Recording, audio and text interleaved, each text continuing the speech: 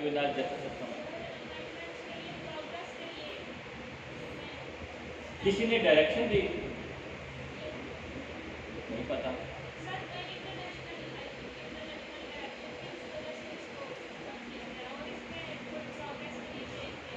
ठीक है, कोई मुझे ये बताएगा कि एक रियासत को या एक पार्लियामेंट को कौन सा कानून या कॉन्स्टिट्यूशन की कौन सी प्रोविजन इजाज़त देती है कि वो स्पेसिफिक लॉ बनाए फीमेल्स के लिए, या स्पेसिफिक लॉ बनाए बच्चों के लिए, या स्पेसिफिक लॉ बनाए for a specific class of person के लिए? फंडामेंटल राइट्स में कौन सी प्रोविजन?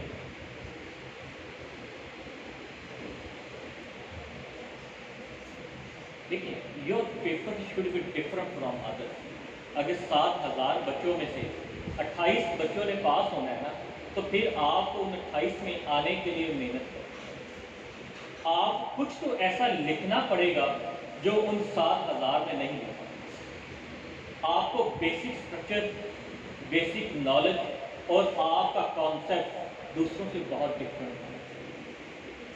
सबसे पहले United Nation convention on the rights of the children, जिसे मैं कहता हूँ UNCRC, United Nation convention on the rights of the children, at this time या at last December 2019, it was the first resolution in the history of the United Nations which is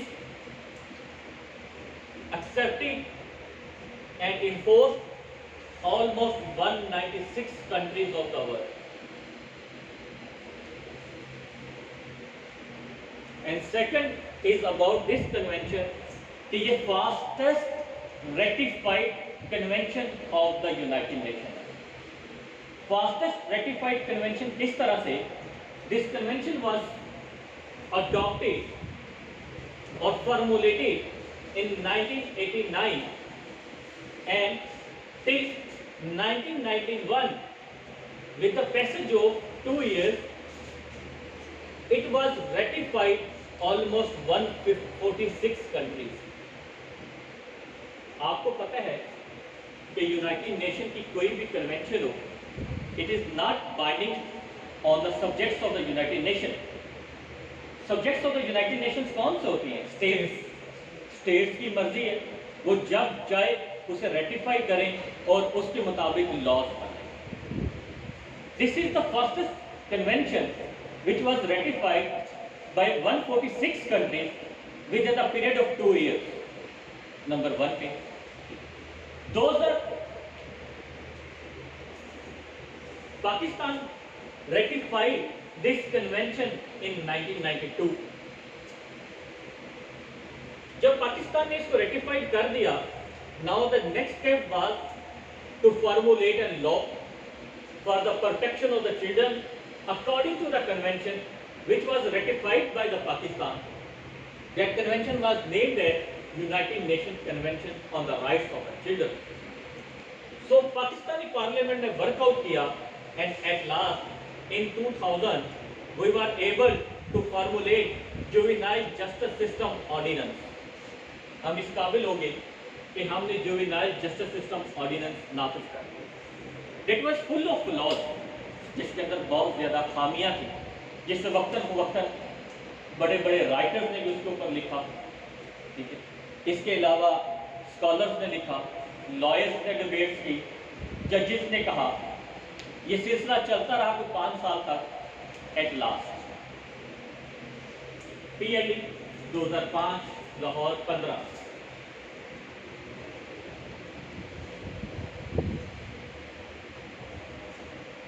this citation and this case was decided by full bench of the Lahore High Court, and in this citation, in this case, Juvenile Justice System Ordinance was struck down.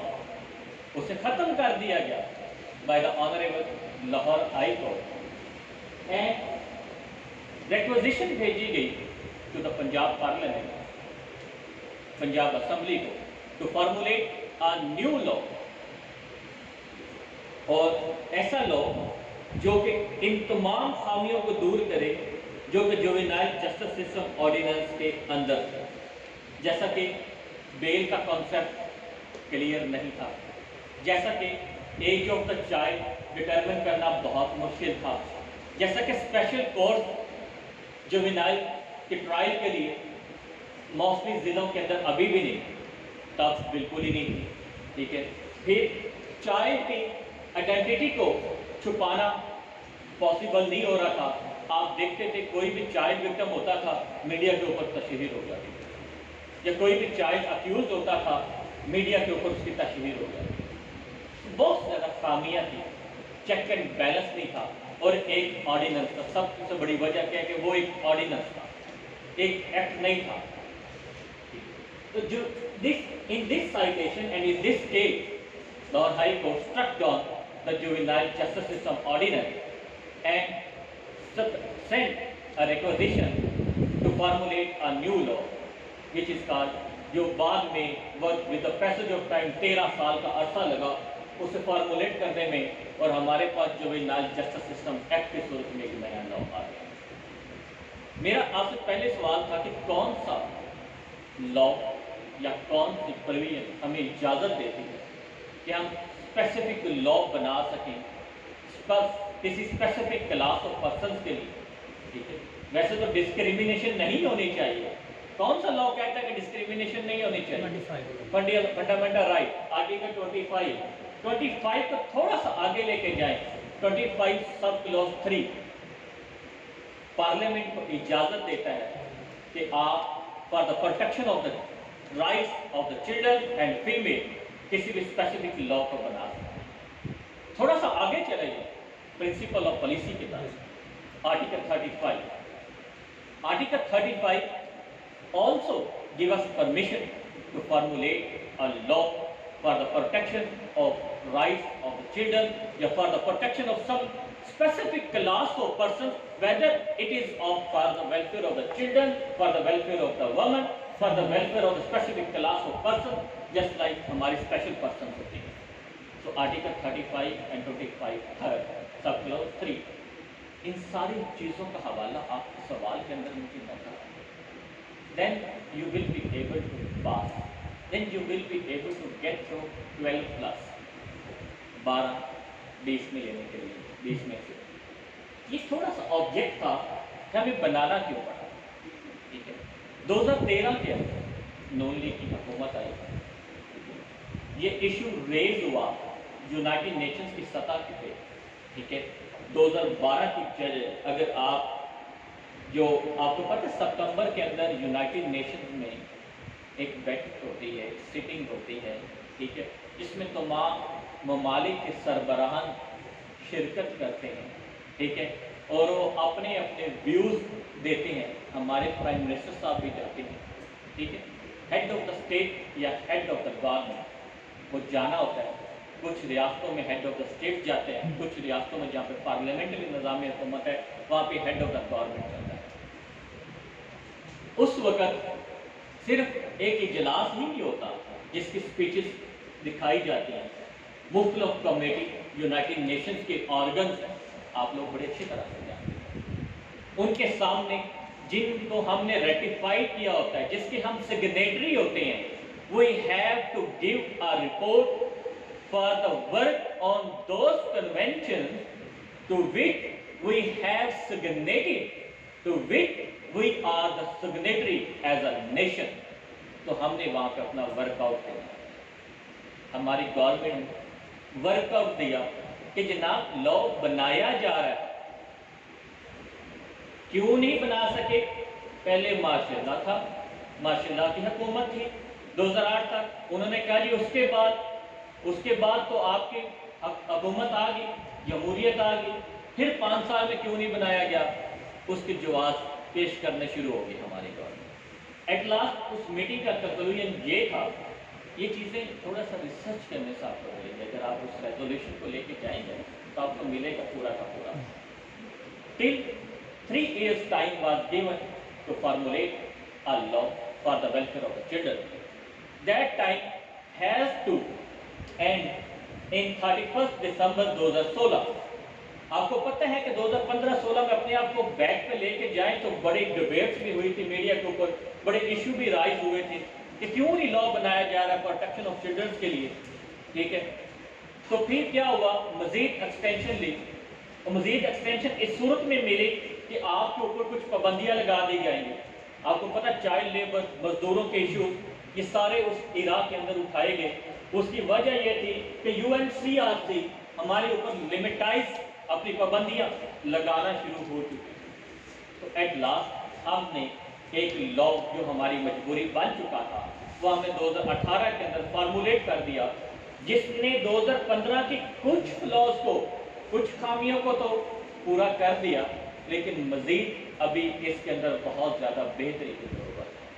24-25 section का एक law बना दिया, क्या बच्चों के rights यही है? फिर एक सब्सटेंटिव लॉ तो दे दिया, उसको प्रोसीजर किस तरह से चलाना है, उसको इम्प्लीमेंट किस तरह से करना है, ठीक है। और यूएनसीआरसी के साथ कहां कहां पे वो लिंक अप करता है उसको बताना हम भूल गए, ठीक है। उसके ऊपर अभी वर्क होगा। यूएनसीआरसी का एक आर्टिकल है, बल्कि 3 आर्टिकल्स का मैं क्रक्स बताता हूं। Article 8, 28, 26 UNCRC, United Nation convention on the rights of the children. In articles को आप देखें, गूगल करें और पढ़ें तो आपको पता चलेगा what UNCRC demands from us and what we have delivered, और हमने क्या किया, ठीक है। तो 2019 के सवाल का आंसर आपके लिए बड़ा इजी हो जाएगा, जिसमें उसने पूछा था कि क्या इसमें मजीद बेहतरी की गुंजाइश है, और अगर है तो किस किस सूरत में की जा सकती है, ठीक है। उसके लिए आपके पास प्लेटफॉर्म यूएनसीआरसी मौजूद है, कि इसको थोड़ा सा पढ़ेंगे तो आपको पता चल जाएगा कि इसमें बेहतरी कहाँ कहाँ पे होती है। However, इनका क्रक्स ये था कि there shall be a special court for the trial of the juvenile, number 1 पे, and the trial of the juvenile should not be held along with the major criminals, along with the hardened criminals, ठीक है। And if it is possible for any state to conduct a trial of a juvenile without the presence of the juvenile, then it should be held in the absence of the juvenile. And if there are privileges in that state in the court, the trial of a juvenile, the statements of the juvenile could be recorded through audio visual process, through video conference. So it should be adopted and it should be conducted in that way.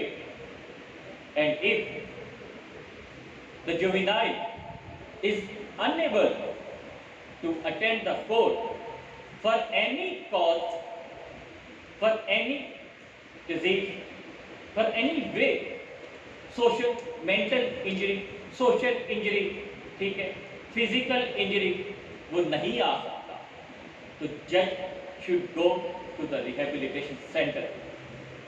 I am not talking about Boston Institute. There is a huge difference between Boston Institute and Juvenile Rehabilitation Center. तो यहाँ पे सवाल आ जाता है, what is Boston Institute and difference between the Juvenile Rehabilitation Center? Boston Institutes are those institutes in which the juveniles are kept for the time being when the juvenile is apprehended by the police. In any case, जब juvenile को arrest किया जाता है, मैं कोशिश तो कर रहा हूँ बड़ी सिंपल सी इंग्लिश का वर्ड बोल रहा हूँ, एक्चुअली वजह ये कि ये अल्फाज मैं कन्वेंशन पे पढ़ रहा हूँ, वरना मुझे भी शौक है उर्दू बोलने का।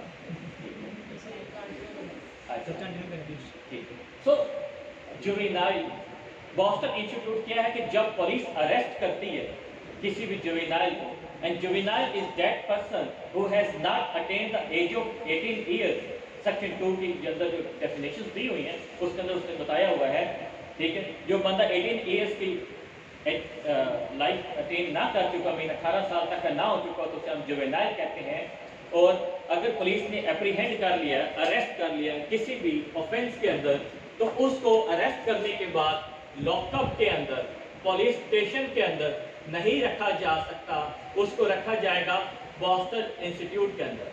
The first part is that when the juvenile is arrested or apprehended by the police in any of the offense which is committed by the juvenile should be kept in the Boston Institute. And the second is that when the police officer or the investigating officer take remand of a juvenile, the juvenile should be kept in the Boston Institute. कि जब उसने arrest किया, before production of the magistrate, उसे magistrate के सामने पेश करने से पहले उससे तफ्तीश करने के लिए उस तफ्तीशी ऑफिसर ने उसे बॉस्टन इंस्टीट्यूट के अंदर रखना लाजमी है। उसे जुडिशियल लॉकअप के अंदर या जेल के अंदर या पुलिस दूसरे कैदियों के साथ नहीं रखेगा, ठीक है। इन्फॉर्म करेगा गार्डियन को, उसके पेरेंट्स को, और वो आगे नेक्स्ट प्रोसीजर हम जुवेनाइल जस्टिस एक्ट पढ़ते हुए देखेंगे। और या जब वो रिमांड लेता है तफ्तीश के लिए, ठीक है, उसने मज़ीद तफ्तीश करनी होती है for the collection of evidence, तो उस वक्त भी वो बॉस्टन इंस्टीट्यूट में रखेगा और तफ्तीशी ऑफिसर जो है वो खुद जाएगा जुवेनाइल से इन्वेस्टिगेट करने। और तो फिर जुवेनाइल रिहेबिलिटेशन सेंटर क्या होता है? When the juvenile is convicted by the court और when the trial of the juvenile is in process and the juvenile is not on bail under section 6 of the Juvenile Justice System Act, which talks about when and how the juvenile get bail.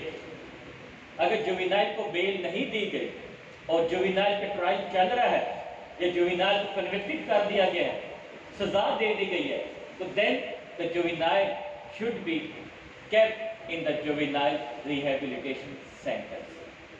And these juvenile rehabilitation centers are made under section 20 of the Juvenile Justice System Act 2018. And the checking of these juvenile rehabilitation centers is the responsibility of the Juvenile Justice Committee under section 21 of the Juvenile Justice System Act 2018. So now the question arises that what is the Juvenile Justice Committee? Sir इसमें probationer वाले आ रहे हैं और इसके अलावा police के भी कुछ आएंगे और डिस्ट्रिक्ट कम्युनिटी के भी मेंबर आएंगे। जुवेनाइल जस्टिस कमेटी के मेंबरान 4।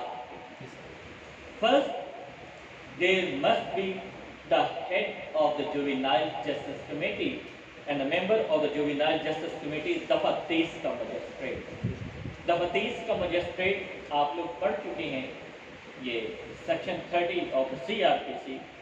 It has the power to pass any of the sentence up to 7 years, and it has the power to conduct trial of any of the offence not punishable with death, but could not pass the sentence of 7 years except under section 35 in aggregate offenses. In aggregate offenses में, ठीक है, जिसमें एक बंदे के ऊपर offence ज्यादा लगाए गए और उसको एक ही ट्रायल के अंदर अंडर सेक्शन 339 जिसे jointer of charges of person कहते हैं, ठीक है। वैसे तो जॉइंटर ऑफ चार्जेस 333 से शुरू हो जाता है, ठीक है, और 339 है jointer of charges of person, ठीक है, जिसमें एक ही बंदे के ऊपर ज्यादा ऑफेंस लगाए गए या ज्यादा बंदों के ऊपर। Jointer of charges of person तो 339 ज्यादा बंदों के ऊपर, एक जी जी हाँ 2 बिल्कुल ठीक है, सॉरी जी 233 339 तो वो पार्डन का है, कॉम्प्लिस का जी सर, ठीक है बिल्कुल ठीक है। तो उसमें इसकी जो दफा 30 का मजिस्ट्रेट है, इसकी पावर अप टू 14 ईयर्स तक चली जाती है। एग्रीगेट पनिशमेंट देते हुए ये 14 साल तक की सजा दे सकता है, एंड इट इज रिटन और enunciated in section 35 of the CRPC, ठीक है, उसका लिखा हुआ। तो दफा 30 का magistrate is the head of the juvenile justice committee, and a bar, a learned bar member which has minimum 7 years practice in that bar in which the juvenile justice system committee is being formulated. Number 3 पे आप probational officer या social welfare officer जो कि 17 scale का होता है, ठीक है, वो इसका मेंबर होता है, ठीक है। तो the you juvenile justice committee formulate की जाती है। So what is the purpose of the juvenile justice committee? To check the juvenile rehabilitation centre कि वहाँ पे बच्चों को सही दी जा रही है, उनके according to the social, economic, mental, spiritual wellbeing के हवाले से उनको सही सहूलतें दी जा रही हैं, फैसिलिटीज़ दी जा रही हैं और उनका ठीक ख्याल रखा जा रहा है। उनको अगर एजुकेशन की फैसिलिटी है तो वो दी जा रही है। पहला काम तो इसका ये है। और it can cancel the lesson of the juvenile rehabilitation centre under section 23। Section 22 के तहत गवर्नमेंट देती है और 23 के तहत इनके पास राइट है कि उसको कैंसिल भी कर सकते। दूसरा इसका काम है to resolve the dispute by way of diversion under section 9। I think मुझे यहाँ पे आके पता चला कि मैंने जुवेनाइल जस्टिस सिस्टम में पढ़ा है। जी सर, लग रहा है हाँ, तो कोई कमियाँ हो तो वो आप परफेक्टली जा रहे हैं आप। क्या चीज़ हम तो अप्रिशिएट कर रहे हैं आपको कि आपको वर्ड टू वर्ड समझ कर। धन्यवाद। ये पढ़ा था, भी था, याद किया। जी सर। जब मैंने पेपर दिए थे तब मेरा ये हाल था। मैं इसको प्राउडली नहीं कह रहा, स्पेशली कह रहा हूँ कि आपको इतनी मेहनत करनी पड़ेगी, ठीक है। मुझे अभी भी CRPC, PPC, कॉन्ट्रैक्ट है, juvenile, preemption, rented premises, whatever is your syllabus, SRA, ठीक है, 90% फिंगर टिप्स के ऊपर लिया, ठीक है। अगर रिवाइज कर लूँ तो फिर, अगर रिवाइज ना करूँ जैसे अभी बगैर रिवाइज तो सेक्शंस आगे पीछे हो सकते हैं। अगर मुझे 5 मिनट रिवीजन के दे दें तो 90% फिंगर टिप्स के ऊपर होता है। और मेरे मोस्टली जो पेपर्स के अंदर आंसर्स थे वो अकॉर्डिंग टू द रेफरेंस और रेलिवेंट लॉज थे।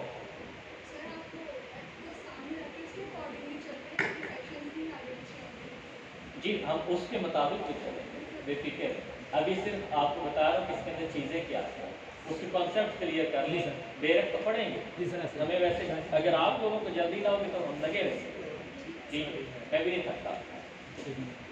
तो डाइवर्जन क्या है, आप में से कोई बताएगा डाइवर्जन? सर मैंने कुछ अर्सा पहले से पढ़ा था, डाइवर्जन से मुराद ये है कि आप ना उसका ट्रायल ना करें, उसके डाइवर्जन कमेटी के पास भेज दें तो वो उसे ना माफ़ कर देंगे, तो छोड़ देंगे। अच्छा, एक चीज़ तो मैं बताऊँ, for starting the procedure of diversion, जी sir, it is mandatory to frame charge, ठीक ठीक है, कि चार्ज उसके ऊपर लग चुका हो, जैसे फर्द जुर्म कहते हैं, और charge is the pre requisite, ठीक है, ऑफ कंडक्टिंग ट्रायल, ठीक है। जब तक चार्ज फ्रेम नहीं होगा कोर्ट के पास मैटर नहीं है, ठीक है, और diversion without permission of court नहीं कंडक्ट किया जा सकता, ठीक है। जुवेनाइल जस्टिस कमेटी जो है, ठीक है, जस्टिस सिस्टम कमेटी, ठीक है, ये खुद भी कह सकती है, एप्लीकेशन दे सकती है, और the report of the probationer officer या सोशल वेलफेयर ऑफिसर, ठीक है, उसकी बेस के ऊपर एक्चुअली जब जुवेनाइल के ऊपर कोई ऑफेंस लगता है, जुवेनाइल विक्टिम हो या जुवेनाइल अक्यूज हो जाए, तो पुलिस ने, SI ने, तफ्तीशी ऑफिसर ने चालान सबमिट करवाना होता है, तमाम आम केसेस के तरह, ठीक है। उसके चालान के साथ साथ it is the duty of the probational officer या social welfare officer to submit a report before the court regarding the social status of the juvenile, regarding the educational status of the juvenile, regarding the economic status of the juvenile, regarding the social well-being of the juvenile, regarding the mental and physical status of the juvenile. ये report along with the चालान या जब चालान जमा होगा उसके साथ ये probationer officer report जमा करवाएगा, और इसी की बेस के ऊपर it will be decided by the court to frame a charge, और इसी के ऊपर it will be decided by the court to transfer this case for the procedure of diversion, कैसे डाइवर्जन के जरिए हल किया जा सकता है या नहीं किया जा सकता। और अगर डाइवर्जन के लिए केस जुवेनाइल जस्टिस कमेटी को दे दिया है तो the trial, if the trial is in progress, the trial shall be stop for 1 month, और if the trial is not in progress, ठीक है, then the framing of charge should be stop for 1 month, उसे भी 1 महीने के लिए रोका जा सकता है। लेकिन इन ऑलमोस्ट पाकिस्तान 99.9 केसेस के अंदर जो जुवेनाइल जस्टिस कमेटी है, जो डाइवर्जन वो अप्लाई करती है, वो after the framing of charge और during the conduction of the trial करती है। उससे पहले ना तो विक्टिम वाले मानते हैं ना एक्यूज वाले मानते हैं। जबकि इधर सर लिखा हुआ है in section 9 सब क्लास में diversion can be exercised at any stage, At any stage. at any stage during the cross, मैंने वही कहा वही कि कहा during trial, लेकिन 99% जो प्रैक्टिकल अप्रोच जी चल सर। रही है वो after the framing of charge. जी सर। जुवेनाइल हम डाइवर्जन कह रहे थे, डाइवर्जन में पूछा था आपसे कि होता क्या है।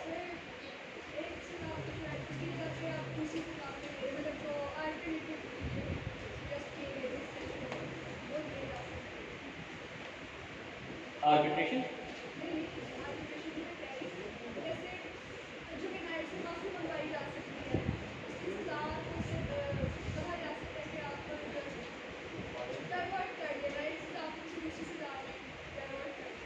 क्या डाइवर्जन करने के लिए जो प्रोसीजर अडॉप्ट किया जाएगा वो रेगुलर जुडिशियल प्रोसीडिंग वाला प्रोसीजर होगा कि समथिंग एल्स होगा? Something else.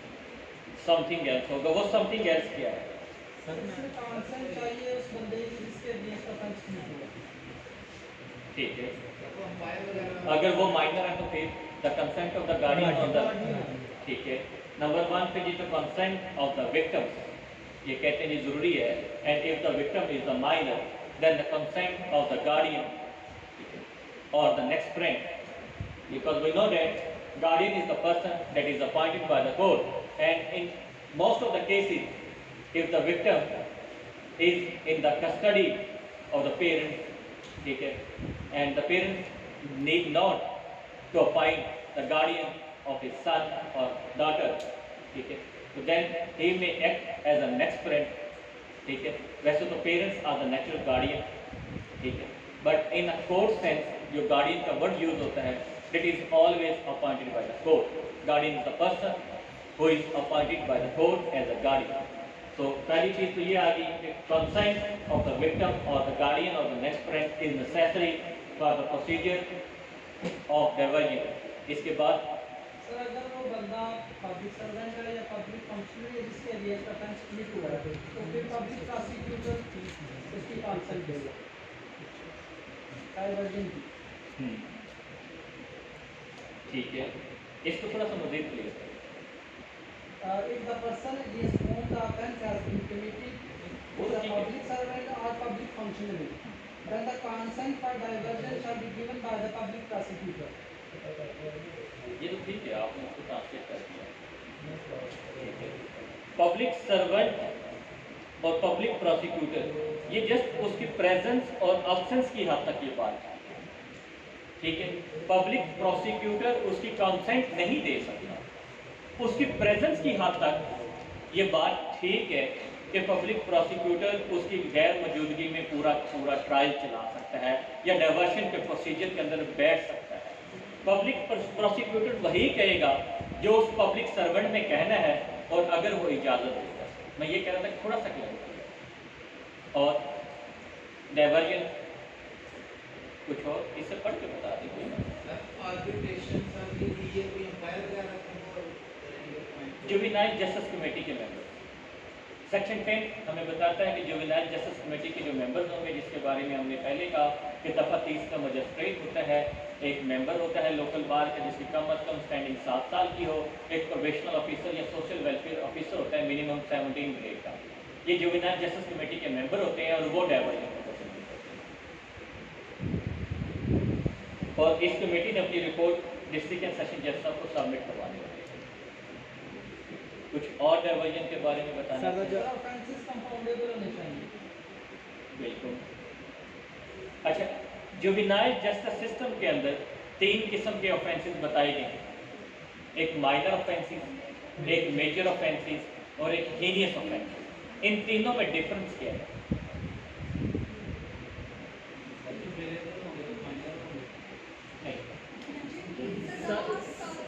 हाँ, अगर तो किसी जुर्म की सजा किसी ऑफेंस की 3 साल तक सजा है तो वो माइनर है, और अगर 3 साल से 7 साल तक उसकी सजा है मेजर तो वो मेजर है 7 साल से बाबा जी। और सिर्फ 7 साल से अबव होना उसकी शर्त नहीं है। That offence must be committed in a very harden, in a very desperate, in a very provocative way में उस ऑफेंस का होना ज़रूरी है। या वो क्रिमिनल जो अक्यूज जो जुर्म कर रहा है, बेशक वो जुवेनाइल है, वो हार्डन क्रिमिनल हो, ठीक है, वो बार बार इस ऑफेंस को कर रहा हो, रिपीट कर रहा हो, ठीक है, तो फिर वो हीनियस ऑफेंस के अंदर जाएगा। सिर्फ 7 ईयर्स अबव पनिशमेंट होना हीनियस ऑफेंस की ग्राउंड नहीं है, ठीक है। इस वक्त जी जी प्रिवेंटरी क्लॉज इसको बाद में देखते हैं। प्रिवेंटरी क्लॉज में तो 10 साल से ऊपर के 10 साल से है ना, ठीक है। अब बेल का कॉन्सेप्ट ये है जुवेनाइल के लिए कि जो माइनर और मेजर ऑफेंसेस हैं ये बेलेबल कंसीडर होंगे। आम लॉ में ऐसे तमाम ऑफेंसेस जिनके अंदर बेलेबल या नॉन बेलेबल की डिस्क्रिप्शन सेकंड स्केड्यूल ने नहीं दी, अगर उस ऑफेंस की सजा 3 साल तक है तो हम उसे बेलेबल समझते हैं। लेकिन in the case of juvenile और under juvenile justice system act, the minor offences and the major offences both are considered as bailable offenses। ये दोनों बेलेबल होते हैं, माइनर और मेजर।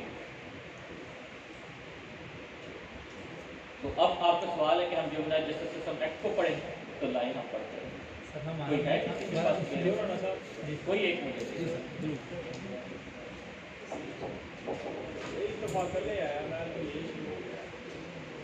चलिए तो अच्छा जी, सबसे पहली बात है जी कि तो उसका शॉर्ट टाइटल बताता है और उसकी एक्सटेंट बताता है।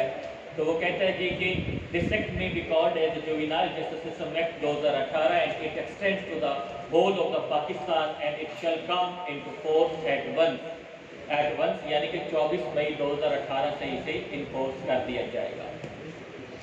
दूसरा इस कुछ डेफिनेशंस बताता है। चाइल्ड के बारे में बताता है कि वो बंदा जो 18 साल से कम हो उसे चाइल्ड कहते हैं। बेस्ट इंटरेस्ट ऑफ चाइल्ड के बारे में कहता है कि कोई भी फैसला लेते हुए चाइल्ड के इंटरेस्ट को मद्देनज़र देखें, और चाइल्ड के इंटरेस्ट को मद्देनज़र रखने के लिए किस चीज़ को देखें, उसके राइट्स को, उसकी नीड्स को, ज़रूरियात को, उसकी आइडेंटिटी को, उसकी सोशल वेलबींग को, उसकी इकोनॉमिक स्टेटस को, और जो उसका साइकोलॉजिकल डेवलपमेंट और इमोशनल डेवलपमेंट है उसको मद्देनज़र रखना चाहिए। फिर डेवाइजन उसने बताया कि अल्टरनेटिव प्रोसेस है, ठीक है, किस चीज़ के लिए? For determination of a responsibility and treatment of juvenile on the basis of his social, economic, cultural, psychological, educational background को देखते हुए कोई भी आप तरीका अडॉप्ट करें जो other than judicial regular judicial proceeding से होगा। रेगुलर जुडिशियल प्रोसीडिंग से हट के आप किसी मैटर को रिजॉल्व करने के अंदर जो तरीका अडॉप्ट करते हैं उसे हम डाइवर्ट कहते हैं। गार्डियन वही बंदा जो अपॉइंटेड है by court for the welfare of the child. Heinous offences हम देख चुके, जुवेनाइल बता चुके। जुवेनाइल कोर्ट ऐसी कोर्ट जो अंडर सेक्शन 4 एस्टेब्लिश की जाती है। जुवेनाइल जस्टिस कमेटी एक ऐसी कमेटी अंडर सेक्शन 10 होती है। जुवेनाइल रिहेबिलिटेशन सेंटर्स को हम देख चुके।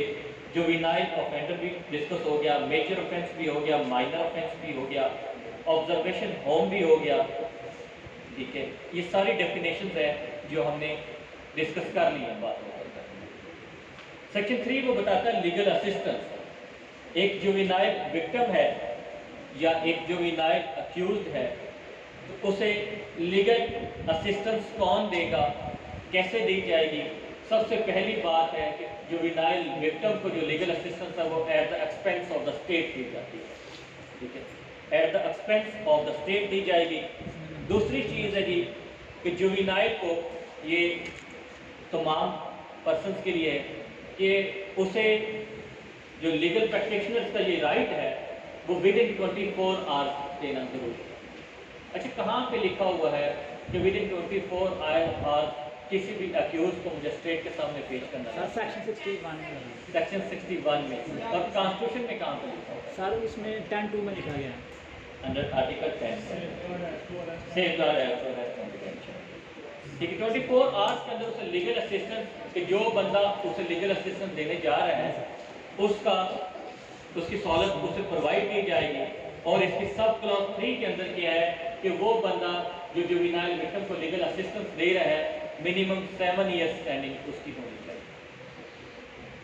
नंबर 4 पे जुवेनाइल कोर्ट है जी, वो कहता है जी कि जैसे ये एक्ट पास हो जाए गवर्नमेंट कंसल्टेशन करे with the concern high court के साथ और वो तमाम डिस्ट्रिक्ट्स के अंदर, ठीक है, एक या एक से ज़्यादा जज 3 महीने के अंदर अंदर इस एक्ट के बनने के बाद अपॉइंट करें, जुवेनाइल कोर्ट एस्टेब्लिश करें।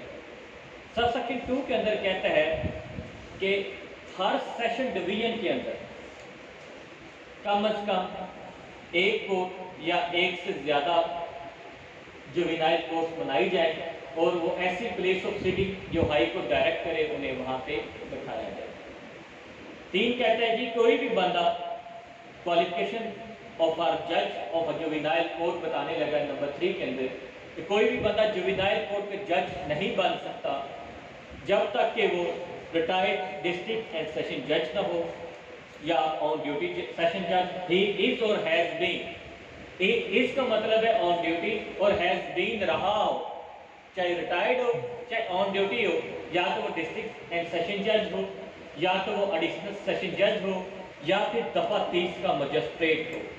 इन 3 पर्सनैलिटीज या इसके अलावा कोई भी ऐसा मेंबर प्रैक्टिसिंग एडवोकेट जिसकी कम से कम 10 साल की स्टैंडिंग हो उसे गवर्नमेंट अपॉइंट कर सकती है एज अ जज of the juvenile justice system court. Juvenile court का जज अपॉइंट किया जा सकता है। तो देयर आर 4 पर्सन। नंबर 1 पे ही इज और हैज बीन अ डिस्ट्रिक्ट जज, he is or has been an additional session judge, he is or has been a magistrate of the peace, section 30, या 10 years practicing advocate in the local bar in which the juvenile court is going to be established। ठीक है, तो ये उसकी qualification है। Number 4 पे juvenile court की complete jurisdiction होगी तमाम केसेस को ट्राई करने में जो with related to the juveniles होंगे। सब सेक्शन 5 के अंदर वो बताता है कि अगर कोई केस पेंडिंग है किसी भी दूसरी कोर्ट में और उस इलाके में जुवेनाइल कोर्ट बन गई है तो वो केस फौरी तौर पर ट्रांसफर हो जाएंगे जुवेनाइल कोर्ट को।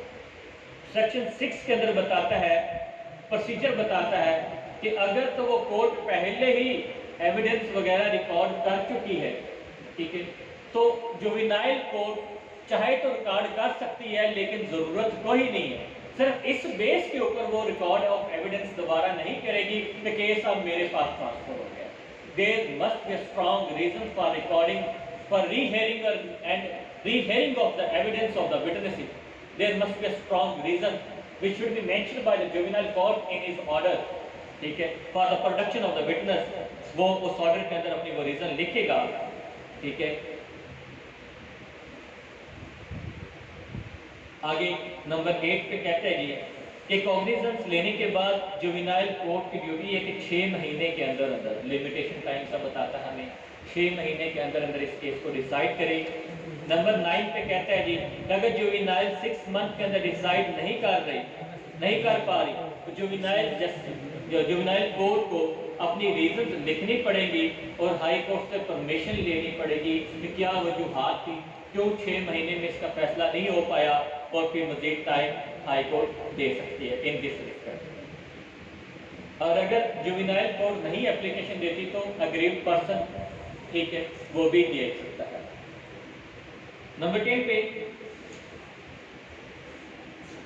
ठीक है, जुवेनाइल कोर्ट कहता है कि may hold it sitting at a place, कि वो किसी ऐसी जगह के ऊपर भी अपनी सिटिंग रख सकती है जो ऑर्डिनरी कोर्ट से हट के हो, ताकि जुवेनाइल के ऊपर कोई इफेक्ट ना पड़े दूसरी अदालतों में या अदालत के इन्वायरमेंट का या अदालत के अंदर आने का।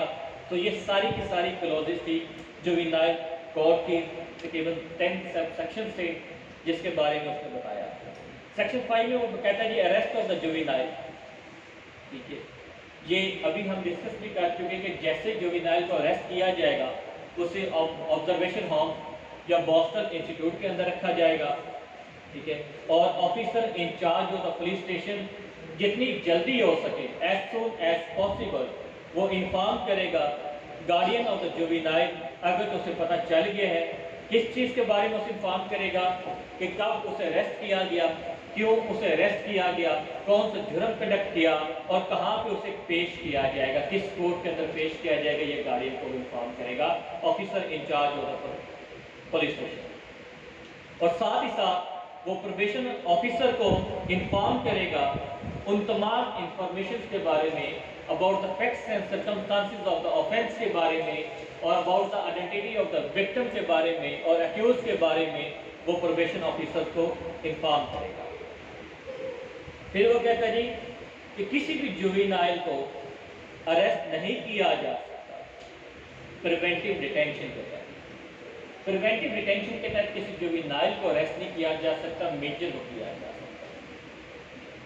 ठीक, ये बात हम अभी भी कर चुके हैं कि 173 रिपोर्ट, ठीक है, जिसे हम कहते हैं कि चालान रिपोर्ट जो जमा करवाई जाती है, ठीक है, उसके अंदर तफ्तीशी ऑफिसर ये भी सारा कुछ लिखेगा, officer incharge of police station अपनी रिपोर्ट के अंदर लिखेगा कि उसने कौन कौन से तरीके अडॉप्ट किए, अगर डाइवर्जन पॉसिबल थी उसको पॉसिबल डाइवर्जन हो गई है तो कौन कौन से तरीके अडॉप्ट किए और कैसे पॉसिबल हुई, और अगर पॉसिबल नहीं है तो इसने कौन कौन से स्टेप लिए डाइवर्जन के लिए, वो सारे 173 की रिपोर्ट के साथ लिखेगा। इसके साथ साथ प्रोबेशन ऑफिसर भी रिपोर्ट सबमिट कराएगा, वो हम आगे प्रोसीडिंग सेक्शन के अंदर देखते हैं।